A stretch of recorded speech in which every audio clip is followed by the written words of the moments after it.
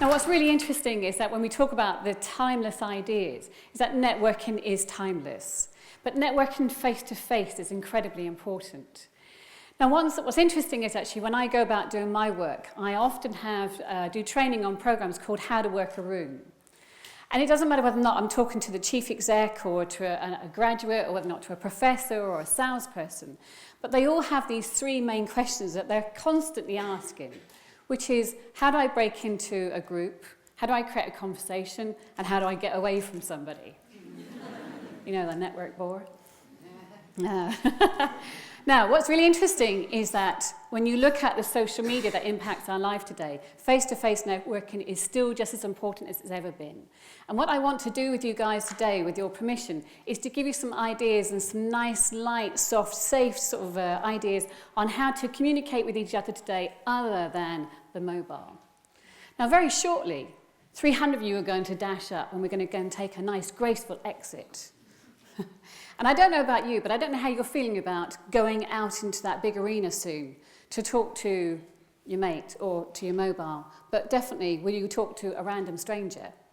You can almost guarantee what's going to happen is that 300 mobiles are suddenly going to go, right, I'm going to look terribly and busy today because actually I'm very important. It's a Saturday, but I'm still very important. Okay, but how many of you will actually talk to a random stranger? Now, it's dark here, I can't see you. But I doubt there's many hands. Yeah, we got one person, fantastic. Now, what I'd like to do, though, is to actually give you some very, easy ideas on what you could do today to experiment with meeting a random stranger. Now, before I show you those ideas, is that I'd like you to think about one thing. Why is this important? Why would it be important to talk to a random person today? Because I know that throughout your careers, is that you're going to be going to conferences and networking events and meetings, and you're forever meeting strange people. Actually, sometimes very strange. But you are going to be meeting strange people all the time, and it's really important that you start practicing at this stage to feel confident, to feel, you've got the know-how on how to do it. So when it matters, when it's really important, you know what you're going to do. You've got past that blushing, the stammering, the sweaty hands, because this is the time when it doesn't matter. And what I mean by that is that you're going to meet someone today, a complete stranger, and you're never going to see them again. And that's what I mean by being practicing, you see, is that you practice when it doesn't matter. So when it does matter, you feel, yeah, I can do that. I can walk up to that person, no problem at all. Now, let me give you 4 ideas. Now, this is what I call permission-based networking. So if you imagine today, there are going to be 4 elements of cues. So we call them networking cues. So the very first one that's going to happen is that you've got 2 aisles here. So 300 people can't squeeze into an aisle, can they? So what happens is we have to sort of shift you along. And then you sort of do this, stepping up, sort of stuff. And of course, we all look down because if I make eye contact, I might have to talk to somebody. So the first one is called the Stair Shuffle. So as you're coming out, what I'd like you to do is to, rather than just sort of looking down, is to turn to the person on your left or your right and go, hello, this mad woman on stage, I've got to talk to a random stranger. Can you be my random stranger? Job done, tick. Okay? Now, if that's not your bag, then what happens is when you get outside, you're going to go into 2 areas. One is going to be where the food is, and the other one is going to be the loo. The girls' loo is the next queue. There's all right few blokes. But the girls' loo, there's always a queue, and it's ever so quiet. So you stand there until you get to the cubicle, and it's like, whew. Now, what you can do, ladies, is it's all about body language. So what you do is, instead of sort of turning and facing that way, what you do is you sort of turn slightly to the side, so then you can engage with the person behind you. It's a bit difficult to engage with the person in front, otherwise you've got to tap them on the shoulder and go, hi, can you be my random stranger?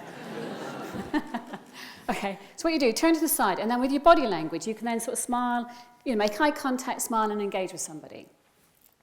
Now, of course, the food is, another great area. There's always a queue around food and drink, isn't there? Now, this is what I call the Fred's way. This is my dad. My dad is painfully shy. We don't know where I came from. But my dad likes people. He loves people. So what he does is when he's in the queue is that he passes down, cups and saucers. So he goes along this way, he sort of passes it down, and then he can have a nice, gentle conversation, that when he gets to the end, that, he can then sort of scootle off and do his own thing. So that's called the Fred way of doing it. And it's nice and gentle, it's lovely. And of course, the 4th way is actually when you come back in. How many of you are sitting by a stranger? Have you said hello? You can do that when you come back. Why would I do that? Okay, you can say hello when you come back. So when you come back, you've got the seat exchange, isn't it? So you're going to go and go, sorry, excuse me.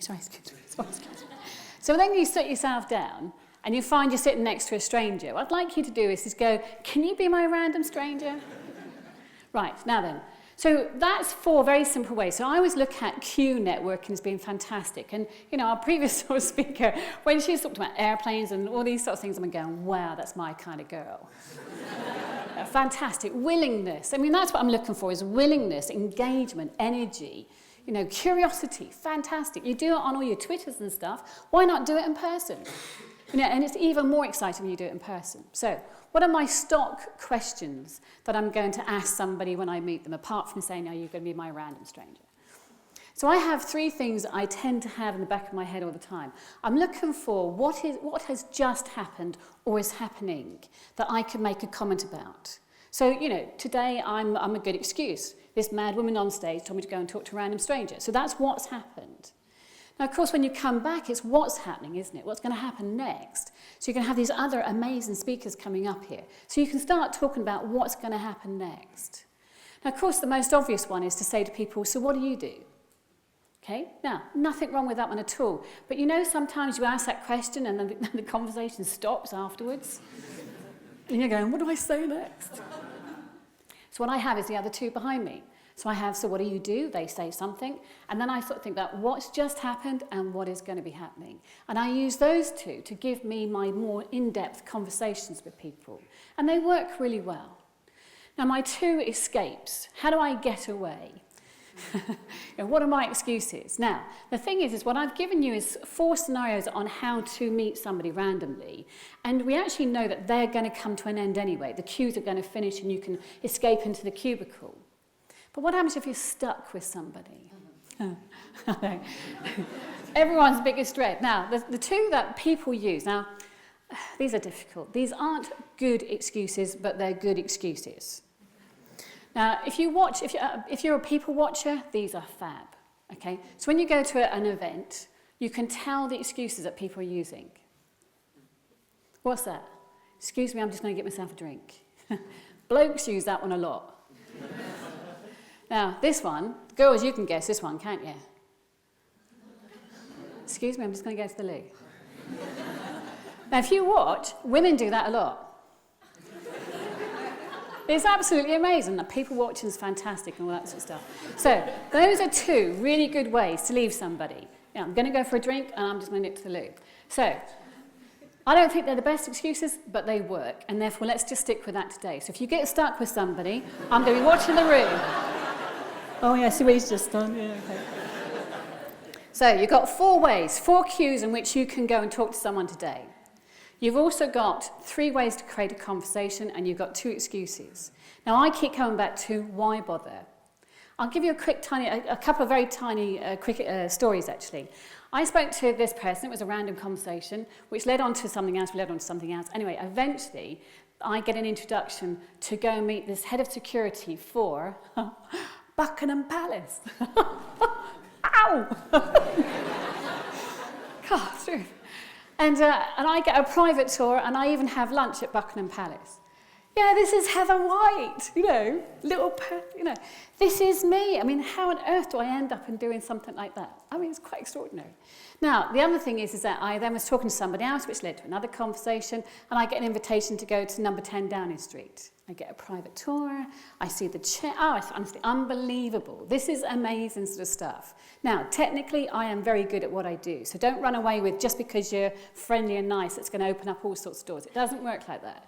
So you've got to have technical stuff, and you've got to have, that friendly warmth and ability to talk to people. Those 2 crash together. Fantastic. But there's a flip side to all of this as well, is that your networks, you're building up these relationships. They're there to support you when things go wrong. And I've had the experience of being made redundant, and I've had the experience of cancer. And both have those 2 left me completely flat. And my networks have been extraordinary in actually supporting me.